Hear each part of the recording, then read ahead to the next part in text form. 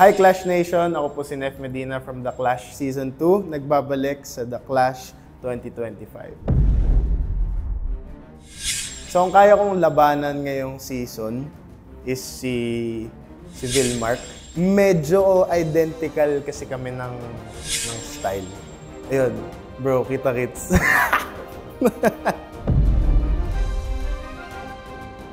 Ang threat para sa akin is si Jong. Kasi, kumbaga, yung voice quality yung agad na mapapansin mo sa kanya. So parang regardless of yung high notes, yung kulot, voice quality pa lang, malakas na si Jong. Pero, pare, di ako atras. Practice kayo maigi. Sa mga kapwa kong flashback, alam kong pare-pareho tayo nang galing na dito, pero hindi natin alam. Baka isa sa mga twist ngayong season, magkaharap-harap tayo. So, pagandaan niyo ako.